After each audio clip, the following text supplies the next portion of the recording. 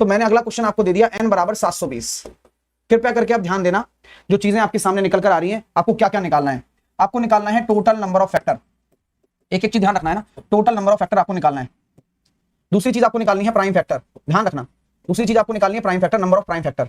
तीसरी चीज आपको निकालनी है total distinct prime factor. Distinct prime factor क्या होता है? डिस्टिंक्ट मतलब होता है पृथक, अरे भाई पृथक अभाज्य गुणनखंड। Total number of factor, prime factor, total distinct prime factor और इवन फैक्टर और factor, number of composite factor, यानी कि भाज्य गुणनखंड कितने हैं।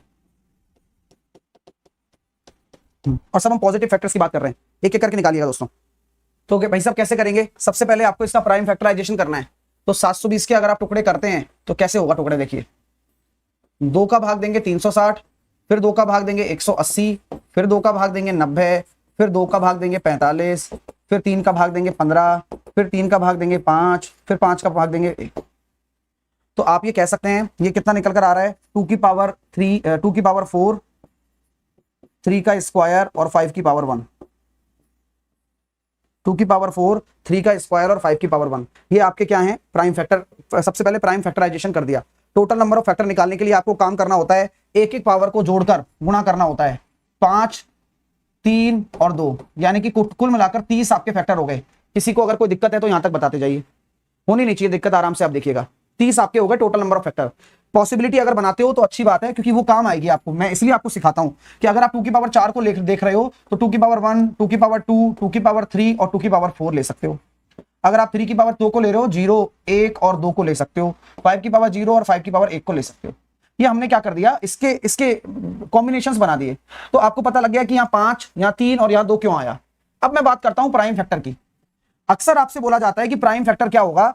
इनकी पावर को जोड़ने पर बनेगा। हाँ, नॉर्मली अगर आपसे पूछा जा रहा है तो प्राइम फैक्टर आप पावर को ऐड कर दीजिए, वो भी अभाज्य गुणनखंड की पावर को ऐड कर दीजिए, यहां आपके प्राइम फैक्टर निकलकर आ जाते हैं। लेकिन ये क्या फैक्टर है और ये क्या फैक्टर है, इन दोनों में फर्क एक बच्चे को पता होना चाहिए। अगर उस स्टूडेंट को उसके बीच में फर्क नहीं पता है तो वो स्टूडेंट कर नहीं पाएगा पेपर में। फिर मेरी बात समझ में आ रही है? तो प्राइम फैक्टर की बात कर रहा हूं। अब मैं बात करता हूं कि टोटल डिस्टिंक्ट प्राइम फैक्टर कितने होंगे। इसके बारे में किसको जानकारी है? 2 तरह के प्राइम फैक्टर होते हैं, पेपर में 2 तरह से पूछे जाएंगे कि अगर प्राइम फैक्टर पूछ रहा है, अभाज्य गुणनखंड की संख्या पूछ रहा है तो पावर को ऐड कर दो बस। और टोटल डिस्टिंक्ट प्राइम फैक्टर पूछ रहा है पृथक अभाज्य गुणनखंड कितने हैं। तो जितने आपके संख्याएं हैं जिनके ऊपर पावर है और ये सारी प्राइम नंबर हैं, तो आपकी जो संख्याएं हैं 3 है ना, तो 3 हो जाएंगे। प्लीज नोट कर लो इस बात को, हाँ नोट कर लो, ठीक है जी बिल्कुल। अब मैं बात करता हूं इवन फैक्टर की। इवन फैक्टर के बारे में मैंने आपको क्या बताया था कि इसकी वजह से ही इवन नहीं बनेगा। तो कॉम्बिनेशन क्या बचे? 4 × 3 × 2, तो 24 तो आपके इवन फैक्टर आ गए। और के लिए इसकी वजह से ही और बनेंगे, इनकी वजह से नहीं बनेंगे। तो यहां कॉम्बिनेशन कितना हो गया? केवल 1। तो 1 × 3 × 2, देख लो आप, 24 और 6 30 आ रहा है। अब नंबर ऑफ कॉम्पोजिट फैक्टर कौन निकाल कर बताएगा? मैं तो उसी का इंतजार।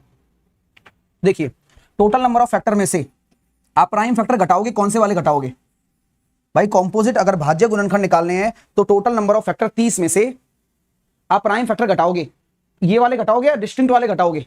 तो आप ये कहोगे सर मैं डिस्टिंक्ट वाले घटाऊंगा। इसके अलावा एक और घटाओगे, आंसर आ जाएगा कितना? 26। अब आप मुझे बताइए ये एक क्यों घटाया मैंने, और ये एक है कौन सा?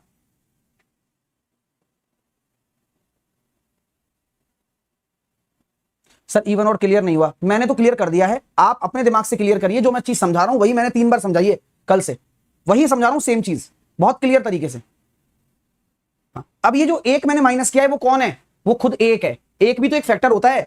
अब मैं आपसे पूछूं क्या एक आपका प्राइम फैक्टर है क्या? नहीं। एक आपका कॉम्पोजिट फैक्टर है क्या? नहीं, क्योंकि मैंने आपको सिखाया है कि एक ना तो अभाज्य संख्या है और ना ही भाज्य संख्या है, इसलिए एक को आपने घटा दिया। 3 तो ये वाले हो गए और एक आपने वो घटा दिया। मेरी बात आप समझ में आ गई? क्योंकि एक ना तो प्राइम नंबर है और ना ही कॉम्पोजिट नंबर है, तो कॉम्पोजिट में से भी तो घटे, टोटल में से एक घटा दो, कॉम्पोजिट तो में तो नहीं आएगा वो।